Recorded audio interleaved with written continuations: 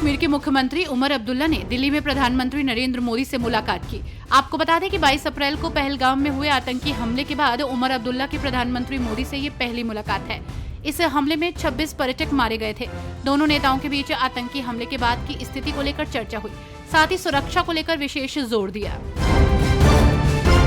राजधानी दिल्ली में अब भाजपा की सरकार है और ऐसे में सीएम रेखा एक्टिव मोड में नजर आ रही है। वहीं इसी बीच सीएम रेखा गुप्ता ने जीएसटी प्रणाली को फेसलेस और पारदर्शी बनाने पर जोर दिया।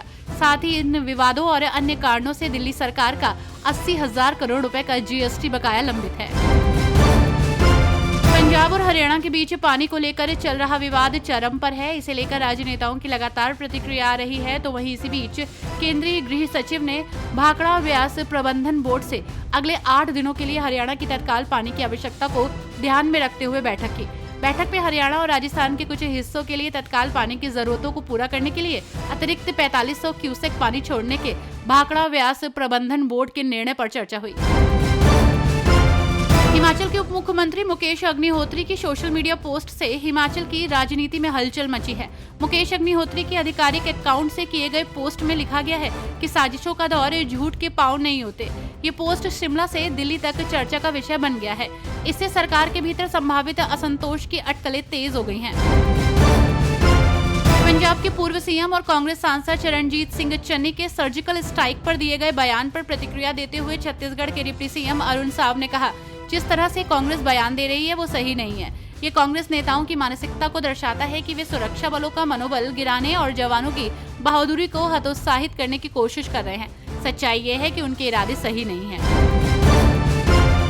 बीजेपी के नेता सैयद शहनवाज हुसैन ने पहलगाम हमले को लेकर कांग्रेस पर सीधा निशाना साधा है। उस पर दोहरा रवैया अपनाने का आरोप लगाया है। उन्होंने कांग्रेस अध्यक्ष मल्लिकार्जुन खड़गे और नेता चरणजीत सिंह चन्नी पर आरोप लगाते हुए कहा कि ऐसे नेता सेना का मनोबल गिरा रहे हैं। उन्होंने कहा कि सरकार ने सेना को पूरी छूट दी है, लेकिन कांग्रेस के नेता अब भी सर्जिकल स्ट्राइक पर सवाल उठा रहे हैं। बिहार विधानसभा चुनाव से पहले राजनेताओं की लगातार प्रतिक्रिया आ रही है। वहीं इसी बीच केंद्रीय मंत्री राजीव रंजन सिंह ने कहा कि ये हमारी समझ से बाहर है कि लालू यादव कौन सा क्रेडिट लेना चाहते हैं। लालू यादव जी हो या फिर आरजेडी हो या तेजस्वी यादव हो, इन्हें ऐसे किसी एजेंडे से कोई मतलब नहीं है जिससे सामाजिक समरसता आती हो। इनका एजेंडा दूसरा रहता है। परिवारवाद ही इसका एजेंडा है। उनका दूसरा एजेंडा भ्रष्टाचार है। मुख्यमंत्री पुष्कर सिंह धामी ने ऋषिकेश में संयुक्त रोटेशन यात्रा व्यवस्था समिति द्वारा आयोजित ऋषिकेश से 4 धाम यात्रा 2025 के शुभारंभ कार्यक्रम में भाग लिया।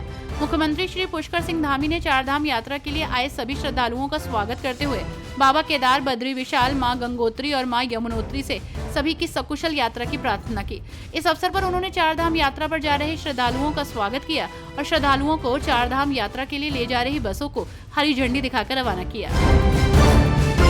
हिमाचल प्रदेश की विवादित संजौली मस्जिद मामले में शिमला नगर निगम आयुक्त कोर्ट से बड़ा फैसला सुनाया गया है। कोर्ट ने बाकी बची निचली 2 मंजिलों को तोड़ने के आदेश जारी कर दिए हैं। वक्फ बोर्ड के वकील सही कागजात और मस्जिद का नक्शा पेश नहीं कर पाए और न ही मजबूती से अपना पक्ष रख पाए। जाति जनगणना पर बोलते हुए केंद्रीय मंत्री गजेंद्र सिंह शेखावत ने कहा कि आजादी के बाद देश में हुए विकास और बदलावों की समीक्षा करना जरूरी था। इससे गरीबों वंचितों को फायदा होगा। उन्होंने कहा, आजादी के बाद देश में हुए विकास और बदलावों की समीक्षा करने के लिए जाति जनगणना जरूरी थी। इससे गरीबों और वंचितों को फायदा होगा और पिछड़े वर्गों को समान अवसर मिलेंगे। मैं प्रधानमंत्री के इस फैसले का स्वागत करता हूँ।